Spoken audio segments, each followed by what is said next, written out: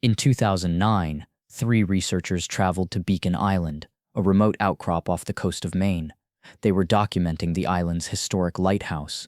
The keeper, Thomas Harlow, welcomed them, said they could stay as long as they needed. 2 weeks later, the Coast Guard received a distress call. Static, screaming, then silence. When they arrived, the lighthouse was empty. No bodies, no blood, no sign of the four people who'd been there. The investigation continued for months, but the case went cold. For 15 years, the disappearance remained unsolved. Until 2024, when the lighthouse was sold for restoration. Construction crews found a hidden room beneath the floor, inside 4 skeletons, and carved into the stone wall. They tried to leave the island. The researchers hadn't vanished. They'd been buried alive by the man who was supposed to keep them safe. August 12, 2009, Beacon Island, Maine. Beacon Island was barely a dot on the map, 3 miles offshore. No electricity, no running water, just rocks, wind, and a 150-year-old lighthouse. The lighthouse keeper was Thomas Harlow, 58, ex-Navy, widower, been living alone on the island for 15 years. But isolation changes people, and Thomas had changed in ways no one on the mainland could see. August 12, 2009, 2:30 p.m., a small boat approached. Captain Sam Bennett dropped off 3 passengers. Dr. Laura Martinez, 35, marine biologist studying coastal erosion. Ryan Foster, 30, photographer documenting historic lighthouses for a book. Kate Morrison, 27, Ryan's assistant, first time on an island this remote. "I'll pick you up in 2 weeks," Sam said.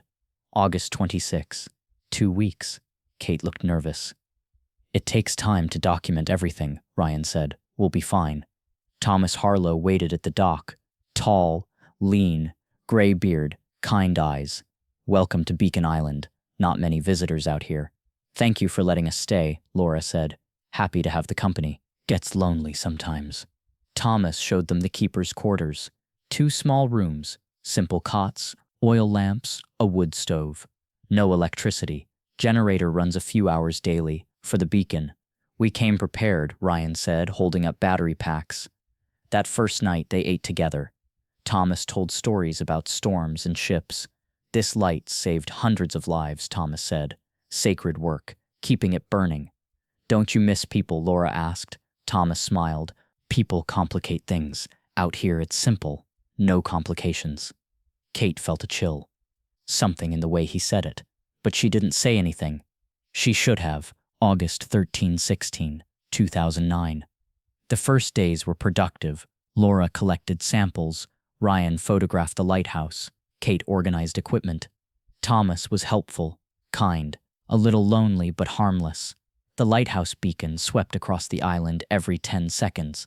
Light, darkness, like a heartbeat or a countdown. But on day 5, everything changed. August 17, 2009, evening. Kate was looking for her phone charger, found Thomas's trunk in the storage room, unlocked. Inside, newspapers, old clippings, yellowed with age. "Lighthouse keeper's wife dies in fall, ruled accident." The article from 1997. Thomas's wife Helen died falling from the lighthouse gallery. Thomas said she'd been photographing the sunset. But a fisherman's quote, "I heard shouting, an argument, then a scream." Thomas had told police he was inside, hadn't heard anything. Kate's hands shook. She closed the trunk and found Thomas in the doorway. "Find what you were looking for." His kind eyes weren't kind anymore. "I was just looking for." "My personal trunk?" Thomas stepped closer, going through other people's things. "I didn't mean to me. Do you read the articles?" Not a question, a statement. Kate tried to back away. Thomas grabbed her arm. Firm, not violent yet, but threatening. Helen tried to leave, said the island was driving her crazy. She radioed for a boat, tried to escape. "Let me go. I couldn't let her leave. The mainland is dangerous. I was protecting her. You pushed her." Thomas smiled. Cold, empty. "She fell. That's what the police said. Accidental," Kate screamed. But on Beacon Island, 3 miles from shore, screaming was just another sound the wind carried away. Laura and Ryan heard the scream, ran toward the storage room. Thomas was dragging Kate down the stairs. She fought, kicked. "What are you doing?" Ryan shouted. Thomas pulled a knife from his belt. Old fishing knife. Rusted but sharp. "Don't come closer. I don't want to hurt anyone." "But I will." Laura grabbed Ryan's arm. "Thomas, please, we don't want trouble. We'll leave right now." "You can't leave." "Why not?" "Because the mainland is poison, disease, violence, corruption. Out here you're safe. I'm keeping you safe." "We didn't ask. Helen didn't ask either." Thomas's voice went cold. "But I tried to protect her, and when she wouldn't listen," he trailed off. "She fell. Storage crates, old equipment. In the corner, a metal door in the floor, padlocked." "What is that?" Laura whispered. Thomas unlocked it, opened the door. A ladder descended into darkness. Old smuggler's den, built in the 1850s. Lighthouse keepers used to hide contraband. No one on the mainland knows it exists. Not on any blueprints, not on any maps. "You're insane." "I'm careful." Thomas forced them down the ladder one by one. "I'm protecting you, even if you don't understand yet." The room was 10 by 12 feet. Stone walls, dirt floor, no windows, no ventilation except a small duct in the ceiling. 3 cots, blankets, a bucket, bottles of water, canned food. "I prepared this years ago," Thomas said from above, "in case someone needed protection." "Thomas, please," Laura begged. 2 weeks. When Captain Bennett comes back, I'll tell him you left early. He'll believe me. People will look for us, on the mainland, not here. This room's been hidden 150 years. It'll stay hidden." Kate sobbed. "Why are you doing this?" Thomas looked genuinely sad. "Because I care. Because the world destroys people. Here, you're safe." He closed the door. The padlock clicked. Darkness, complete, suffocating. Then the lighthouse beacon swept overhead. Every 10 seconds, thin cracks of light filtered through gaps in the stone ceiling. Light, darkness, light, darkness. But what they didn't know, Thomas had already decided they would never leave alive. August 1825, 2009. They tried everything, pounded the door, screamed until their voices gave out, tried to pick the lock with Laura's hairpins. Nothing worked. Thomas came once a day, lowered food and water on a rope, never spoke, just checked on them like livestock. On day 3, Ryan tried to rush up the ladder when the door opened. Thomas kicked him back down. Ryan fell hard, twisted his ankle. "Don't try that again," Thomas said calmly. "I'm keeping you safe. Don't make me hurt you." The door closed. August 20, 2009. Day 4. Kate found scratches on the stone wall. Faint, old, nearly worn away. HH 1997. Helen Harlow, Thomas's wife. Below it, barely legible, "He won't let me leave. God help me." Kate traced the letters with her fingers. "He kept her down here too." "Before he killed her," Laura whispered. Ryan examined the vent in the ceiling, their only air source, 4 inches wide, rusted metal grate. "If he blocks that vent," Ryan said, "we suffocate." But none of them knew. Thomas was planning exactly that. August 26, 2009. Day 14. A boat engine. Distant. Getting closer. Captain Bennett, returning to pick them up. They screamed. All 3. Pounded on the ceiling, on the walls, on the metal door. "Help, we're down here. Help." But they were 15 feet underground, beneath stone, behind a sealed metal door. Sound didn't travel. Muffled voices above. "Bennett, where are the researchers?" "Thomas, they left last week." Another boat picked them up. Last-minute change of plans. Bennett, "They didn't mention that." Thomas, "You know how researchers are, always changing plans." Bennett, "Well, if you hear from them." Thomas, "I will." The engine started, faded, gone. Kate collapsed against the wall. "He's going to keep us here forever." Laura checked their water. 2 bottles left. Ryan's ankle was swollen, red streaks running up his leg, infection setting in, and the air was getting thinner, harder to breathe. Because the night before, Thomas had wedged stones into the ventilation duct, slowly suffocating them. Coast Guard investigator Alex Carter got the missing persons report on September 3, 2009. 3 researchers, last seen on Beacon Island, supposed to return August 26, never showed up. Alex stared at the case file and thought about 1997. 12 years earlier, Alex had investigated a death on Beacon Island. Helen Harlow, age 36, fell from the lighthouse gallery. Husband Thomas said she'd been photographing the sunset, lost her balance. The investigation ruled it accidental, but Alex never believed it. The fisherman's testimony: I heard an argument, then a scream. Thomas's story: I was inside, didn't hear anything. The bruising on Helen's wrists suggested she'd been grabbed, held, pushed, but Alex's supervisor closed the case. Not enough evidence, move on. Alex was 31 then, junior investigator, didn't have the authority to push back. He'd thought about Helen Harlow every year since, wondered if he'd missed something, if he could have proven murder. Now, 12 years later, 3 more people had disappeared from that same island, from that same lighthouse, from that same keeper. At that very moment, Alex didn't know that Thomas had disabled the lighthouse radio 5 days before the researchers arrived, that there was a hidden room beneath the lighthouse floor, that right now 3 people were dying in the dark while Thomas sat above them, writing in his journal, that if Alex had pushed harder in 1997, if he'd trusted his instincts, demanded forensic analysis, refused to let the case close, Laura, Ryan, and Kate would still be breathing. But Alex would spend the next month learning all of this, and the guilt would never leave him. September 5, 2009. Alex took a Coast Guard boat to Beacon Island, brought Deputy Jordan Hayes and Officer Tyler Brooks. Thomas met them at the dock, calm, cooperative, the same man Alex had interviewed in 1997. Older, grayer, but the same cold eyes. I already told Captain Bennett, Thomas said. They left early. Another boat picked them up. Which boat? Alex asked. Didn't get the name. Private charter. And they didn't tell you where they were going? No, just said they'd finished their work.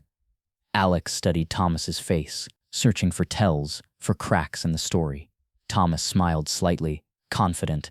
I'd like to search the lighthouse, Alex said. Of course, search all you want. Because Thomas knew something Alex didn't.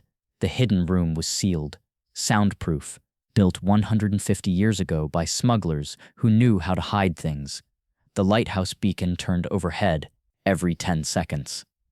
Light, darkness, light, darkness. Like a metronome counting down the hours Laura, Ryan, and Kate had left, which, by that point, wasn't many. September 5, 2009. Alex and his team searched everything: keeper's quarters, supply rooms, basement, found nothing. Alex checked the lighthouse radio, picked up the microphone. Did they use this to call for a boat? I assume so, Thomas said. I was working on the beacon when they left. Alex examined the radio more closely. The antenna connection, fresh tool marks on the screws. When did you last use this radio? Yesterday. Weather report. Show me. Thomas tried to transmit. Static. No signal. Alex unscrewed the antenna cable. It's been disconnected. Recently. See these marks? From a wrench. When did you do this? I didn't. Maybe the storm. What storm? It's been clear skies for 3 weeks. Thomas's first crack. A brief flicker of concern. Then calm again. Must be wear and tear. Equipment gets old. Alex bagged the radio as evidence. We'll have our techs look at it. Alex walked the shoreline, looking for anything. Footprints. Belongings. Blood. Near the rocks on the north side, Deputy Hayes called out, Sir, I found something. A camera. Professional. Waterproof case. Barnacles growing on it. Partially wedged between rocks. Ryan Foster's camera, Alex said, checking the brand. Tag it. We'll check the memory card on the mainland. Thomas watched from the lighthouse gallery, face expressionless. But inside, Thomas was calculating. The camera, he'd thrown it in the water. How had it washed back up? He'd been more careful with the bodies. They were sealed, hidden, safe. September 7th, 2009. Back at the Coast Guard station in Portland, Alex checked Ryan's camera.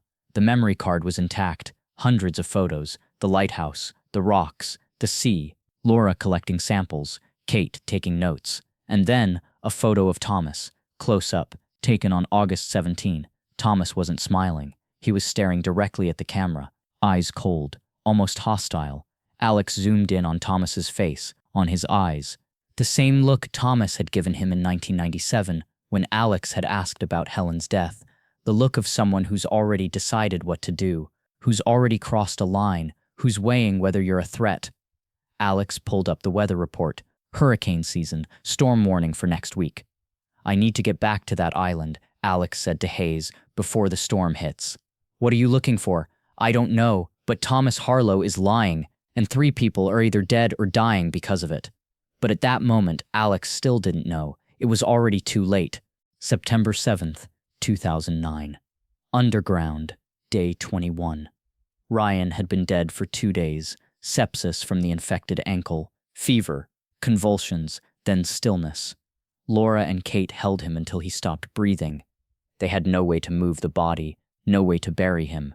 They laid him on his cot, covered him with a blanket, and tried not to think about what would happen to them. The water was gone, the last bottle empty 3 days ago. The food was gone, the last can opened a week ago. Kate's lips were cracked, bleeding.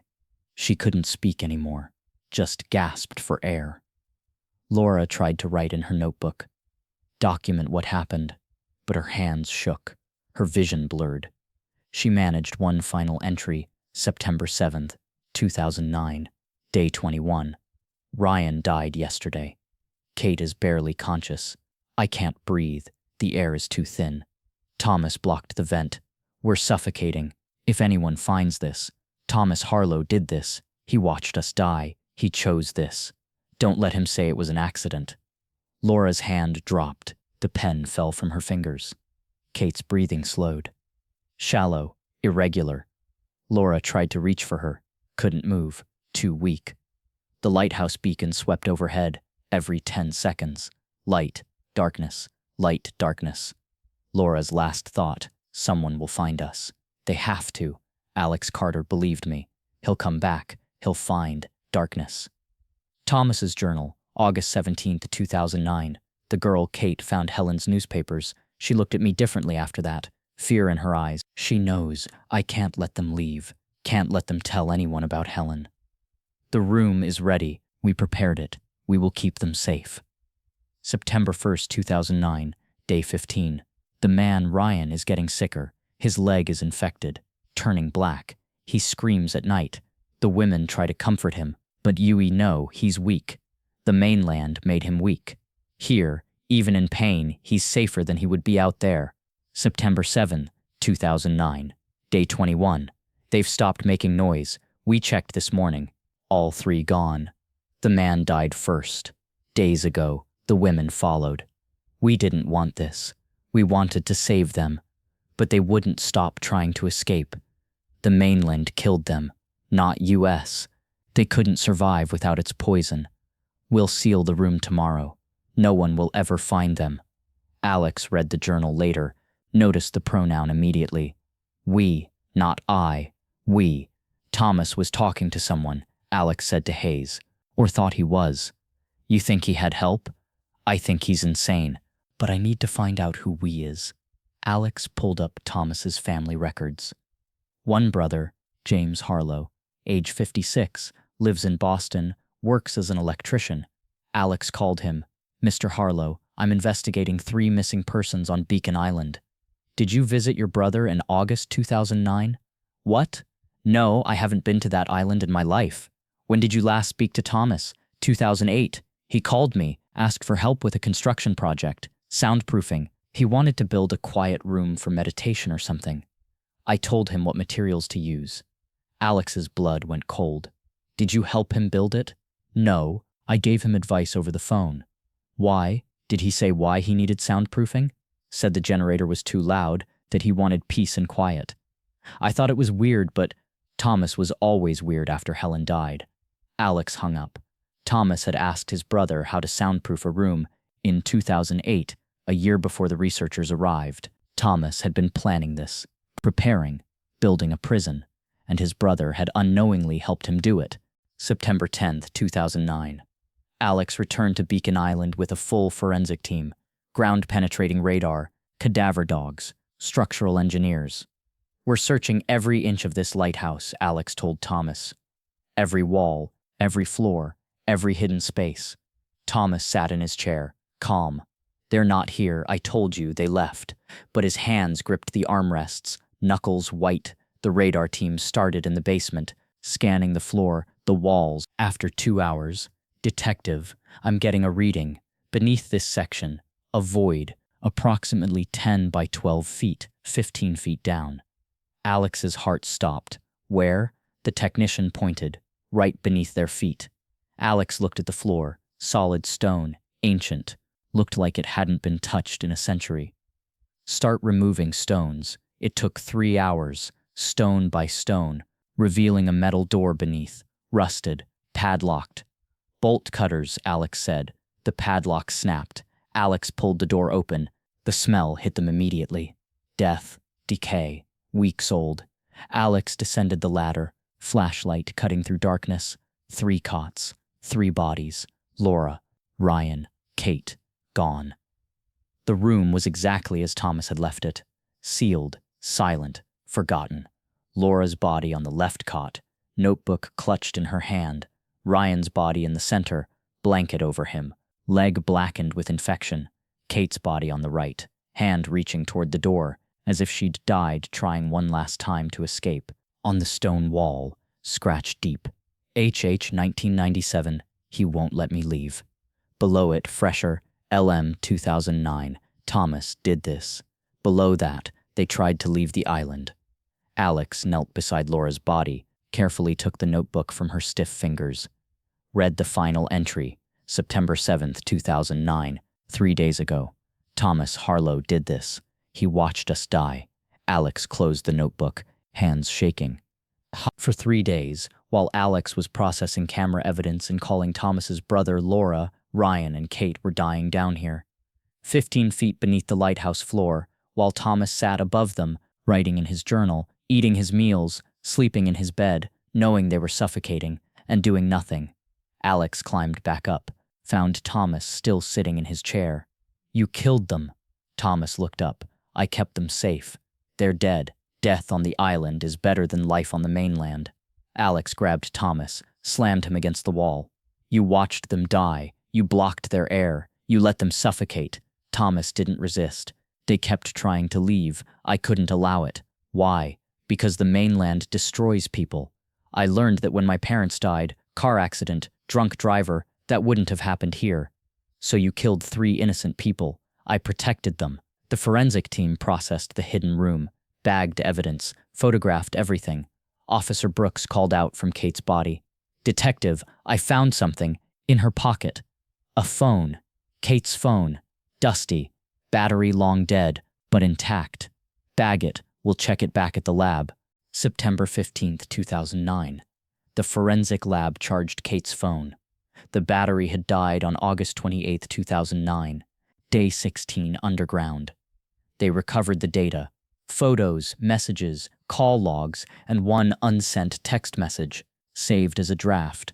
Dated August 25, 2009. Day 13. Meg, if you get this, tell Mom I tried to. The message stopped. Mid-sentence. Incomplete. The technician showed it to Alex. She was trying to send a final message, the technician said, but the battery died, or she couldn't finish. Alex stared at the screen, at Kate's last words. Tried to what? Tried to escape? Tried to survive? Tried to call for help? No one would ever know. Alex arrested Thomas Harlow on September 15, 2009, 4 counts of first-degree murder. Helen, Laura, Ryan, Kate. But Alex wasn't done. Thomas, how many others? Alex asked during booking. What do you mean? Helen wasn't your first, and the researchers weren't your last. How many others did you protect? Thomas smiled. I've been on this island since 1994. That's 15 years. How many boats stop here? How many visitors need shelter? Answer the question. I don't remember all of them. Some were quick. Some lasted longer, but they were all safe. Eventually, Alex felt sick. We're searching the entire island. We'll find them. Maybe. Some places are deeper than others. Some places even you won't think to look. At that moment, Alex realized Thomas wasn't just a murderer. He was a serial killer who'd been operating for 15 years in plain sight. And Helen Harlow, the woman Alex had failed in 1997, was just the first victim they'd found. October 2009. Forensic teams spent 6 weeks on Beacon Island, searching every inch, ground-penetrating radar, cadaver dogs, marine sonar for the tidal areas. First excavation site, near the Lighthouse Foundation, north side, where Helen had fallen. Remains found. Female. Dental records. Helen Harlow, 1997, but the skull showed blunt force trauma. She'd been hit before the fall. Thomas had struck her, then thrown her body off the gallery to make it look like an accident. Second site. Behind the old supply shed. Shallow grave. 2 bodies, male and female. Partially decomposed. Identified through dental records. Michael and Patricia Torres. Hikers. Missing since 1999. Thomas's lighthouse log from 1999. 2 visitors. Stayed overnight. Departed August 14. They hadn't departed. Thomas had killed them and buried them. Third site. The tidal caves on the north shore. Marine forensic team found scattered remains, bones, clothing fragments identified through DNA. Robert Kim, marine biologist. Missing since 2003. Thomas's log. Researcher studying seals. Very curious. Asked many questions. Departed September 3rd. Robert Kim had asked about Helen, about the accident, had noticed inconsistencies in Thomas's story. So Thomas had killed him, weighed the body, dumped it in the tidal cave where the ocean would hide it. Fourth site, beneath the lighthouse basement floor, adjacent to the hidden room. 1 more body, older, nearly skeletal. Identified Amanda Clark, graduate student, missing since 1996, the year before Helen died. Amanda Clark was Thomas's first victim, the one that taught him how to kill, how to hide bodies, how to lie. Total confirmed victims: 8. Rhonda Clark, 1996.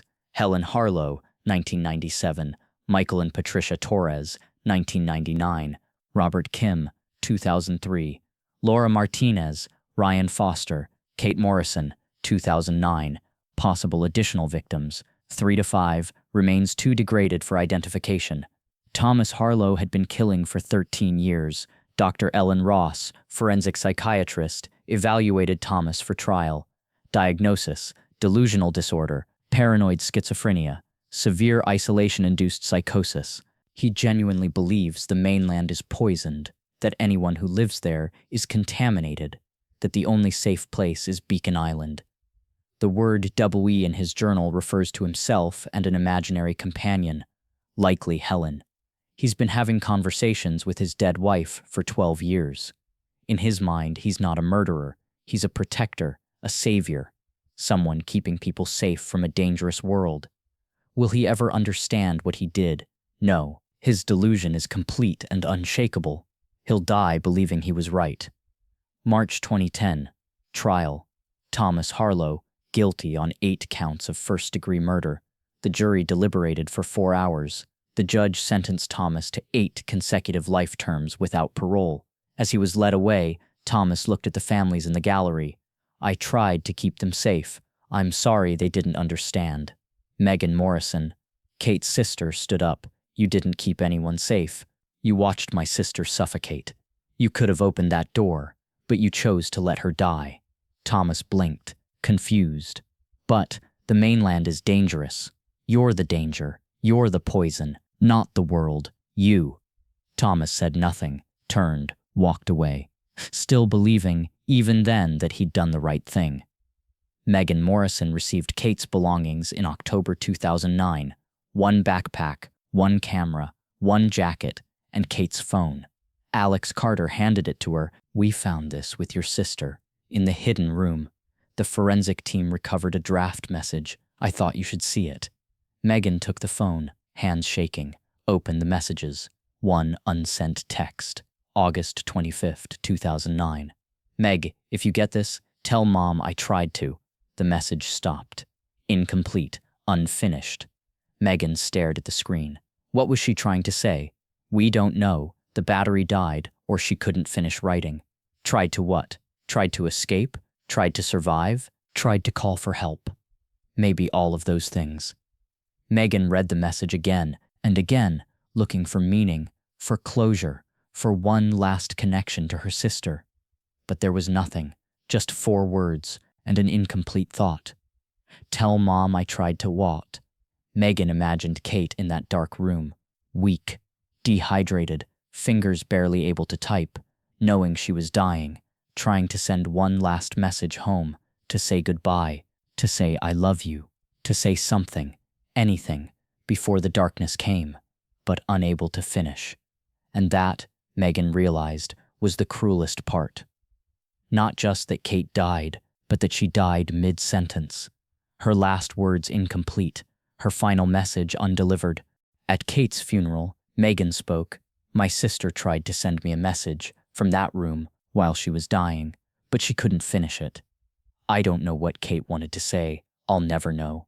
But I think I understand. She tried. She fought. She didn't give up.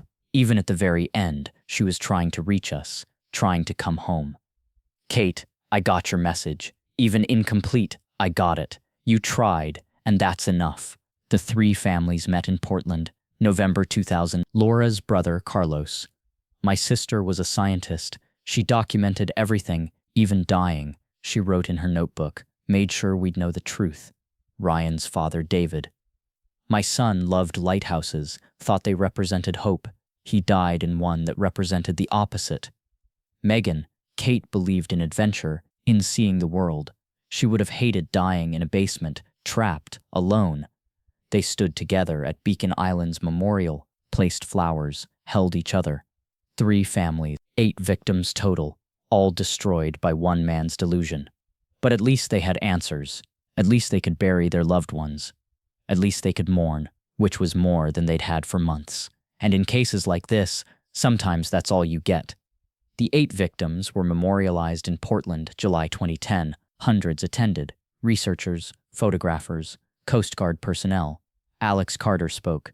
"I worked this case in 1997 and again in 2009. For 12 years, I knew something was wrong on Beacon Island. I knew Thomas Harlow was lying, but I couldn't prove it. By the time we found the hidden room, 8 people were dead, and I carry that weight. But I want the families to know, your loved ones didn't die in vain. Their evidence convicted a serial killer. Their documentation exposed his crimes. Their courage, even in death, brought justice. They didn't just die, they fought. They left messages. They made sure we'd find them, and we did." August 2010. The U.S. Coast Guard decommissioned Beacon Island Lighthouse. The beacon was automated. No more keepers, no more human presence allowed. The hidden room was filled with concrete, sealed permanently. A bronze memorial plaque was installed on the lighthouse exterior, in memory of the 8 victims of Beacon Island, 1996-2009.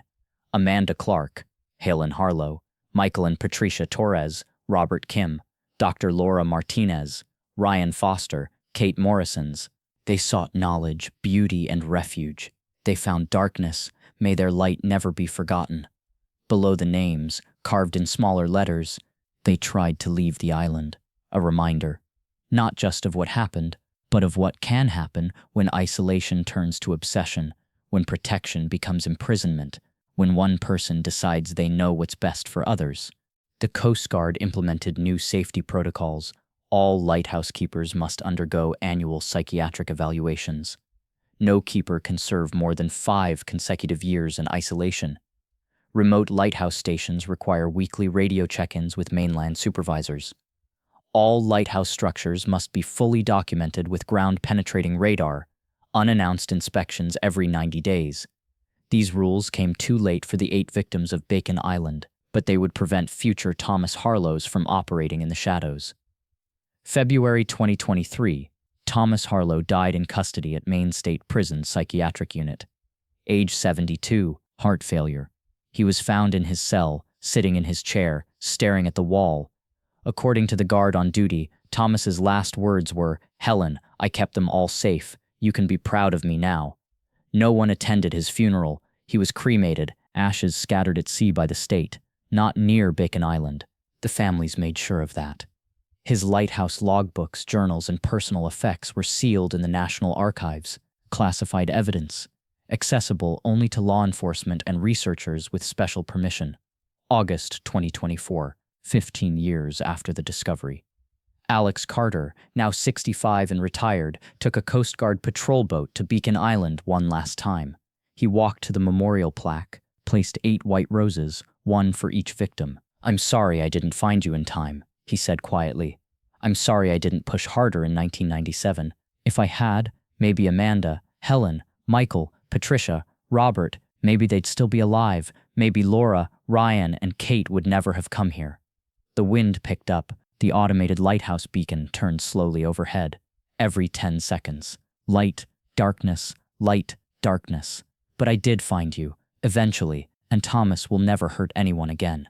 Alex looked up at the lighthouse, at the gallery where Helen had fallen, at the basement where 8 people had died. This place destroyed lives, but it won't destroy any more. He stood there for an hour, listening to the waves, watching the beacon turn. Then he got back on the boat, left the island for the last time. As they pulled away, Alex looked back. The lighthouse stood alone, silent, empty, except for the automated machinery. No keeper, no visitors, no life, just stone and metal and ghosts, the way it should be. August 2024, Kate's birthday. She would have been 42. Megan Morrison returned to Beacon Island with Alex. She'd requested special permission from the Coast Guard. They stood at the memorial together. Every year on Kate's birthday, I read that incomplete message, Megan said, and every year I try to imagine what she wanted to say. Have you come to any conclusions? Alex asked. Yes, I think she wanted to say, tell Mom, I tried to stay strong. I tried to survive. I tried to come home. Megan placed a single white rose at the memorial. Kate, you did stay strong. For 34 days in the dark, you fought. You comforted your friends. You believed someone would find you. And someone did. Alex found you. He kept his promise. I hope wherever you are, you know that. I hope you know you're not forgotten, that your story mattered, that it changed things. I hope you're at peace. Alex handed Megan something. An envelope. Sealed. What's this? Kate's notebook. We kept it as evidence for 15 years. But the case is closed now. Thomas is dead. I thought you should have it. Megan opened the envelope, pulled out a small notebook, water-stained, pages brittle. She opened it. Kate's handwriting, notes about the lighthouse, sketches, observations. And on the last page, dated August 24th, 2009, day 12. We're still alive. Laura thinks someone will find us. Ryan's trying to stay positive. I'm trying to believe them.